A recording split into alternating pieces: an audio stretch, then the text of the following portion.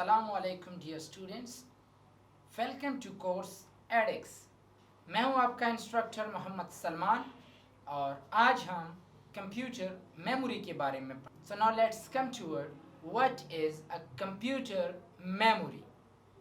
So computer memory is an important and compulsory part of every computer system।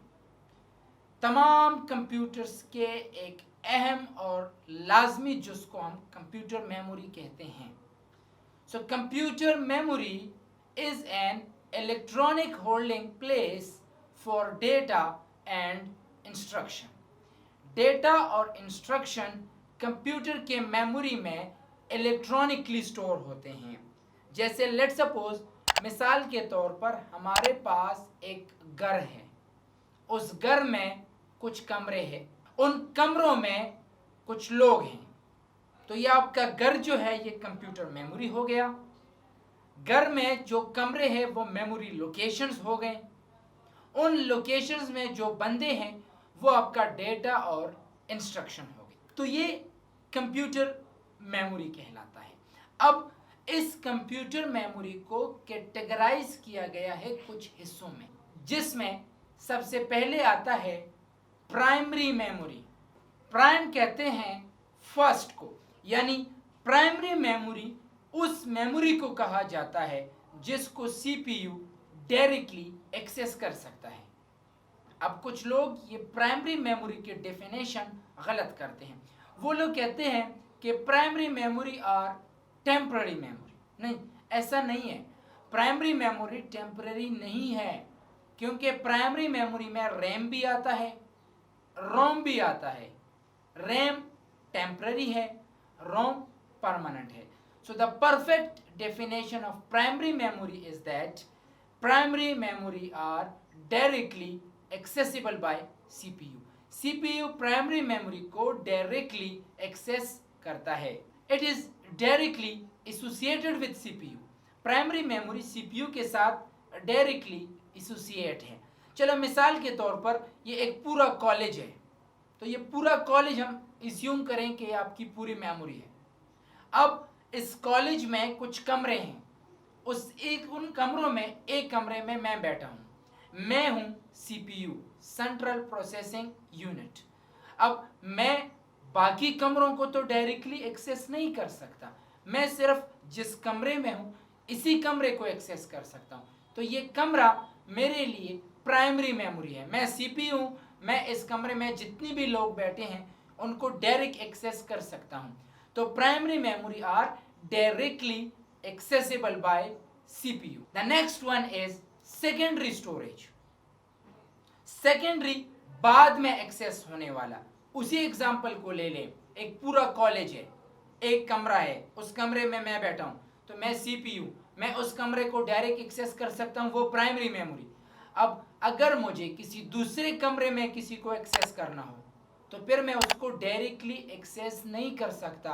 मैं किसी बंदे को यहाँ से भेजूंगा कि उस दूसरे कमरे से मेरे लिए ये चीज़ लाओ। तो सीपीयू सिर्फ प्राइमरी मेमोरी को डायरेक्टली एक्सेस कर सकता है, सेकेंडरी स्टोरेज को एक्सेस नहीं कर सकता। प्राइमरी मेमोरी को सीपीयू डायरेक्ट एक्सेस कर सकता है, जबकि सेकेंडरी स्टोरेज इनडायरेक्टली एक्सेस है। डायरेक्टली वहां से हम डेटा एक्सेस नहीं कर सकते। CPU use some input output channels to access secondary storage.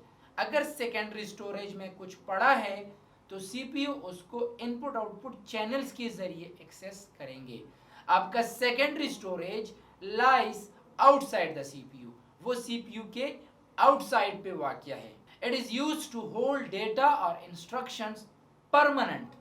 Secondary storage हमेशा के लिए परमानेंट होंगे, लेकिन प्राइमरी मेमोरी के लिए हम ये नहीं कह सकते कि वो टेम्पररी होगा, क्योंकि वो टेम्पररी भी हो सकता है, वो परमानेंट भी हो सकता है, वो रैम भी हो सकता है, वो रोम भी हो सकता है। It is also known as auxiliary storage, या इसको हम बैकिंग स्टोरेज भी कहते हैं। हमेशा के लिए याद रखें कि प्राइमरी मेमोरी वोलेटाइल भी हो सकता है, नॉन वोलेटाइल भी हो सकता है, जबकि सेकेंडरी स्टोरेज हमेशा के लिए नॉन वोलेटाइल होगा। अब वोलेटाइल क्या चीज़ है, नॉन वोलेटाइल क्या चीज़ है, वो हम इंशाल्लाह भी आगे जाके पढ़ेंगे। Capacity of secondary storage is very high. Primary memory में हम कम डेटा स्टोर करते हैं और सेकेंडरी स्टोरेज की जो कैपेसिटी है स्टोरेज की वो बहुत ही ज़्यादा है। It goes up two terabyte, वो टेराबाइट तक है। जबकि प्राइमरी मेमोरी में रैम 4 GB, 8 GB, 16 GB और जबकि सेकेंडरी स्टोरेज टेराबाइट तक डेटा स्टोर कर सकता है। सेकेंडरी स्टोरेज में यूज़र किसी भी वक्त डेटा डाल सकता है, किसी भी वक्त यूज़र डेटा एंटर कर सकता है in secondary storage. Cost effective as compare to main memory. Let suppose अगर आपकी 16 GB रैम उसकी एक कीमत होगी और आप 16 GB की अगर आप हार्ड डिस्क खरीदना चाहते हैं तो 16 GB रैम से इसकी कीमत कम होगी। इसका मतलब ये है अगर आप मेन मेमोरी को सेकेंडरी स्टोरेज के साथ कंपेयर करेंगे तो कॉस्ट के लिहाज से ये इफेक्टिव है सेकेंडरी स्टोरेज, इनकी कीमत कम है। अब आते हैं what is the main difference between volatile memory and non volatile memory. Volatile का मतलब है उड़ जाना, यानी वो डेटा जो टेम्पररी हो, that's depend on the power supply. Volatile memory is a temporary memory and require power, यानी जब तक पावर सप्लाई ऑन है डेटा होगा। जैसी ही आपकी बिजली चली जाती है या पावर सप्लाई डिस्कनेक्ट हो जाती है तो डेटा यहां से उड़ जाता है, डेटा लॉस हो जाता है। It does not hold data when there is no power supply connected. Power supply connect नहीं तो ये डेटा भी होल्ड नहीं करता। When you power off the computer या if you turn off the computer, the data will be lost immediately. Volatile memory में जैसे ही आप कंप्यूटर को ऑफ करते हैं आपका डेटा लॉस हो जाता है। Volatile memories में हमारे पास रैम, कैश एंड रजिस्टर्स आते हैं, जबकि नॉन वोलेटाइल मेमोरीज वो मेमोरीज हैं जो परमानेंटली डेटा स्टोर करते हैं। Even if there is no power it store data if there is no power supply connected. अगर पावर सप्लाई कनेक्ट नहीं है तब भी ये डेटा स्टोर करेगा। It does not loss the data if you turn off the computer. अगर आप computer को ऑफ भी करेंगे फिर भी आपका डेटा लॉस नहीं होगा। It is mostly use in secondary storage, optical disk हो गया, CD, DVD हो गया, हार्ड डिस्क हो गए, तो ये सारे नॉन वोलेटाइल्स हैं। For kind of your information, ROM भी एक नॉन वोलेटाइल मेमोरी है। अब आते हैं यूनिट ऑफ मेमोरी की तरफ। जैसे कि अगर आपको याद हो, अगर आप बाजार से चावल खरीदना चाहते हैं तो आप दुकानदार के पास जाते हैं, उसको कहते हैं मुझे 1 किलो चावल दे दें, मुझे 5 किलो चावल दे दें। लेकिन जैसे ही अगर आप पेट्रोल पंप पे जाते हैं तो आप उसको ये नहीं कहते कि मुझे 1 किलो पेट्रोल दे दो, मुझे 5 किलो पेट्रोल दे दो, आप फिर पेट्रोल को लीटर में खरीदेंगे। अगर आप बाजार से अंडे खरीदना चाहते हैं तो आप उसको ये नहीं कहते मुझे 5 लीटर अंडे चाहिए, फिर आप वहाँ पे कहोगे 5 दर्जन या डोजन जिसको हम कहते हैं इंग्लिश में। तो आपने 5 दर्जन अंडे खरीदने हैं, 10 दर्जन, तो अंडों की जो मेजरमेंट है, पैमाइश जो है वो दर्जन में है। चावल हो गए, आलू हो गए, प्याज हो गए, टमाटर, इनकी जो पैमाइश है वो किलो में है। अब जो लिक्विड्स फॉर्म में है, लीटर हो गए हमारे पास, तो वो हम किस में खरीदते हैं, लीटर्स में खरीदते हैं। तो इसी तरह जब आप कंप्यूटर में डेटा स्टोर करोगे तो आप ये नहीं कहते कि यार ये मूवी जो है ये 5 किलो की मूवी है, नहीं, वहाँ पे फिर 5 GB आप कहोगे, 5 MB कहोगे, 5 किलोबाइट कहोगे। तो मेमोरी की जो यूनिट है that is bit. Bit stands for binary digit. Bit या तो 0 होगा या 1। 0 का मतलब है low voltage, means current of. 1 का मतलब है high voltage, means current on. तो अब जब इनकी कॉम्बिनेशन से 0 1 1 1 0 इसी तरह 8 बिट्स अगर एक साथ कंबाइन हो जाए, इसको फिर हम कहते हैं 1 बाइट। तो this is the main difference between bit and byte. सिर्फ एक इंडिविजुअल या 0 या 1 को हम बिट कहते हैं, कॉम्बिनेशन ऑफ 8 बिट्स को हम एक बाइट कहते हैं। एक है मेमोरी वर्ड। द वर्ड एक कंप्यूटर का दूसरे कंप्यूटर से मुख्तलिफ होता है। बाज़ कंप्यूटर में एक वर्ड 2 बाइट्स का होता है, बास कंप्यूटर में एक वर्ड 4 बाइट्स का होता है।